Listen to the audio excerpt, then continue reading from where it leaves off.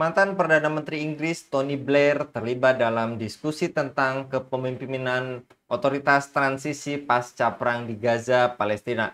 Proposal yang berisi tentang pemerintahan sementara di Gaza itu disebut mendapat dukungan dari negeri Paman Sam. Dilansir BBC pada hari Ahad 28 September 2025, proposal yang kabarnya mendapat dukungan dari Gedung Putih itu disebut akan menempatkan Tony Blair sebagai pemimpin otoritas pemerintahan yang didukung juga oleh PBB dan negeri Teluk sebelum menyerahkan kendali kembali Gaza kepada Palestina. Apakah keterlibatan Tony Blair di Gaza hanyalah kelanjutan strategi kolonial Inggris atas Palestina?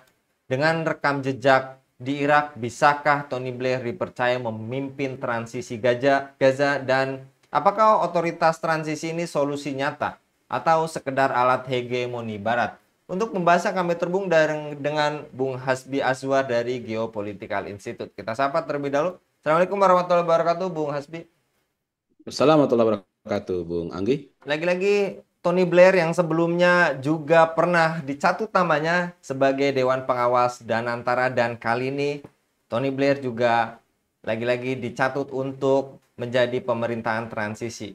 Menurut Anda, mengingat peran Inggris sebagai negara kolonial yang juga lagi-lagi kita pahami yang membagi Palestina lewat deklarasi Balfour, apakah keterlibatan Tony Blair ini dalam rencana transisi Gaza bisa dianggap kelanjutan strategi lama Inggris untuk mengendalikan wilayah Muslim yang dengan istilahnya wajah baru, Bung?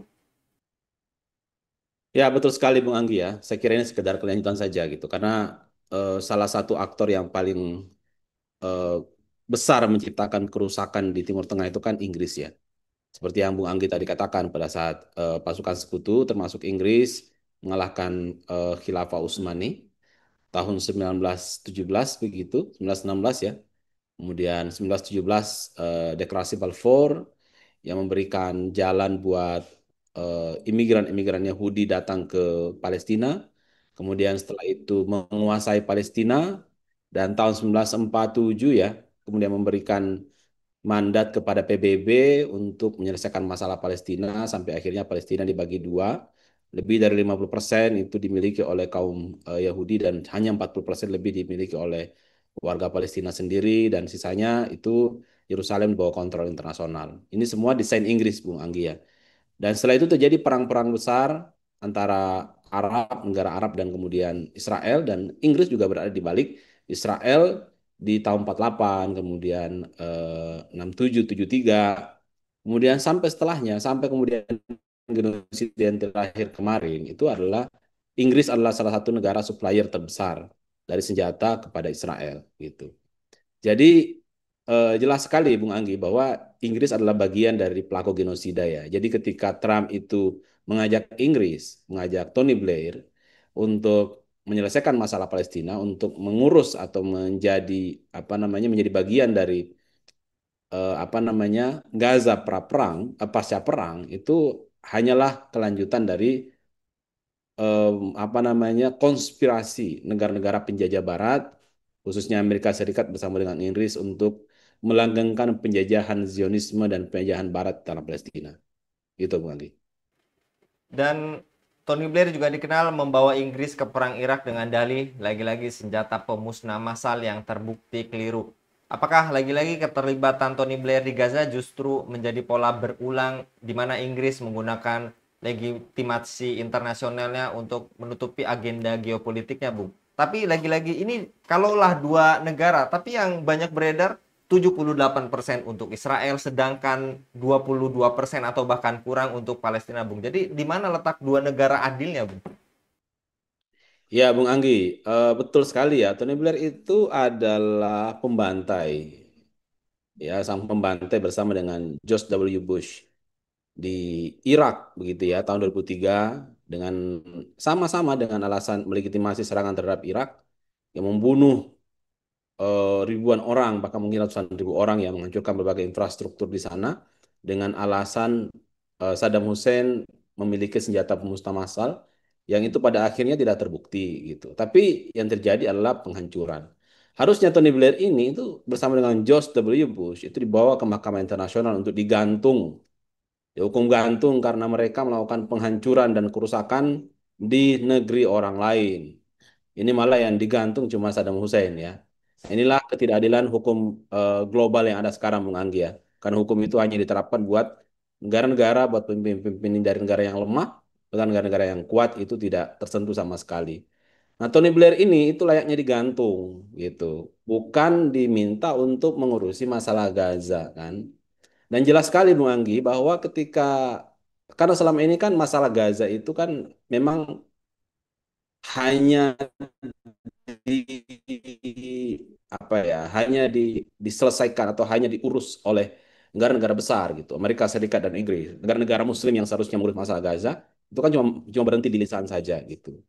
Nah, sehingga apapun apapun argumen mereka bahwa ini adalah solusi dua negara, ini adalah bagian dari proses menciptakan Gaza yang damai, itu hakul yakin ya dari sejarah-sejarah yang dari track record negara-negara ini jelas sekali tujuan mereka itu adalah menghentikan perlawanan dari warga Palestina terhadap Zionis Israel gitu.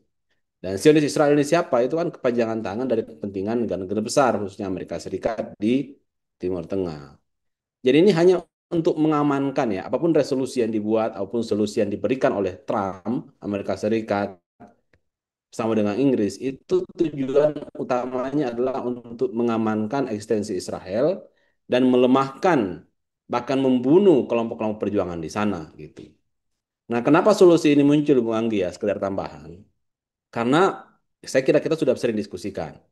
Yang pertama mereka tentu tidak mau Hamas yang memimpin yang berkuasa. Kenapa? Kalau Hamas yang berkuasa, serangan-serangan 7 Oktober ke depan akan terus berulang. Akan bisa jadi bigger atau bahkan lebih besar dan lebih dahsyat. Karena Hamas sekarang sudah paham kelemahan-kelemahan dari Zionis Israel, termasuk juga tentara-tentara dan senjata-senjata Amerika Serikat. Jadi mustahil mereka menerima Hamas untuk saat ini menjadi pemimpin atau penguasa di Gaza. Yang kedua, mereka tidak punya alternatif lain, Bung Anggi. Alternatifnya Fatah. Fatah itu tidak disukai oleh warga Palestina. Bukan hanya Gaza, tapi juga tepi barat tidak disukai. Malah tepi barat itu lebih mengidolakan Hamas daripada Fatah. Kenapa? Karena Fatah itu rezim yang pro-Israel, ya kan otoritas Palestina. Jadi memang solusi pada akhirnya itu adalah ya di bawah kontrol Amerika Serikat. Nah, Amerika Serikat menugaskan Tony Blair gitu. Tapi pada akhirnya tujuannya sebenarnya adalah melanggengkan dominasi dan kolonialisme Barat melalui Israel di situ dan membunuh perlawanan atau perjuangan kelompok-kelompok jihad di Palestina. Itu, Bung Anggi. Dan apakah ini artinya Inggris melalui Tony Blair yang juga menekankan pembangunan ekonomi Palestina sebagai solusi, padahal selama ini lagi-lagi mendukung militerisasi Israel?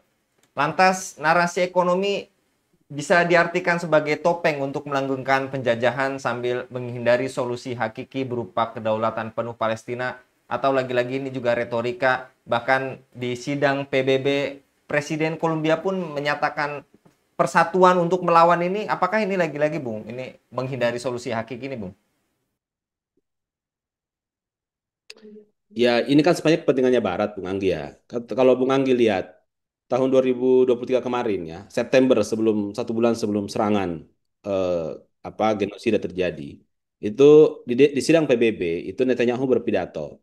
Kalau Arab Saudi itu melakukan normalisasi dengan Israel, itu artinya kan mayoritas negara Arab sudah melakukan normalisasi dengan Israel. Dan ketika terorisme Palestina sudah berhasil dimatikan, ini kata Netanyahu, termasuk juga Iran berhasil dilemahkan, maka menurut Netanyahu, maka jalur perdagangan itu dari seluruh dunia itu akan lebih ringkas, Bung Anggi. Kalau Bung Anggi lihat kan selama ini jalur perdagangan itu hanya melalui laut ya, Laut Merah, kemudian keterusan Suez ke Eropa kan. Nah, kalau Bung Anggi lihat, itu sebenarnya ke timur dikit di Jazirah Arab, itu kan bisa tuh Jazirah Arab ke atas, kemudian sampai ke Yordan melalui Palestina, itu lebih dekat malah. Lebih dekat ke Rusia, lebih dekat ke Eropa daripada melalui muter ke laut, ya, Laut Merah melalui terusan Suez. Nah, ini sebenarnya motifnya, Bung Anggi ya. Motif seperti misalnya di perjanjian 21 di apa di rekomendasi 21 Trump itu kan katanya membangun Gaza, infrastruktur dan macam-macam. Ini kan sejalan dengan Riviera of Middle East gitu. Atau Gaza yang mewah yang indah, tapi ini kan sebenarnya untuk kepentingan siapa? Kepentingan kapitalisme global, kepentingan Amerika Serikat, kepentingan Israel. Dan tentunya supaya ini bisa terjadi secara aman, maka semua perlawanan harus dimatikan. Ini sejalan sebenarnya Bung Anggi dengan rencana Netanyahu sejak 2023. Dan rencana Netanyahu itu pastinya adalah rencana Amerika Serikat gitu. Ini motif sebenarnya ya. Dan motif ini bukanlah untuk kepentingan warga Gaza Palestina ya. Ini untuk kepentingan kolonialisme dan kapitalisme global sebenarnya. Jadi jangan harap janji-janji itu baik untuk Palestina, baik untuk rakyat Muslim di Timur Tengah ya. Yang terjadi adalah penaklukan Gaza, pengambil alihan Gaza, dan warga Gaza itu akan menjadi warga kelas 2 sama dengan yang terjadi di tepi barat saat ini, Bung Anggi. Mereka akan diintimidasi, diusir, mereka akan diperlakukan sewenang-wenang, dan macam-macam. Itu yang pasti akan terjadi ketika Gaza kembali di bawah kontrol Israel. Baik, jazakallah Bung Hasbi untuk paparnya. Lagi-lagi ini membuka cakrawala kita bersama untuk lagi-lagi tersadar bahwa ini adalah strategi kolonialisme penjajah yang dibungkus dengan narasi-narasi yang sebetulnya lagi-lagi ini hanya solusi semu. Jazakallah sekali lagi Bung Hasbi untuk paparannya pada kabar petang kali ini. Demikian pemirsa Elava News, dukung dengan subscribe, share, dan like. Semoga menjadi kebaikan bagi kita semua di dunia dan di akhirat. Saya Anggi Suara undur diri. Assalamualaikum warahmatullahi wabarakatuh.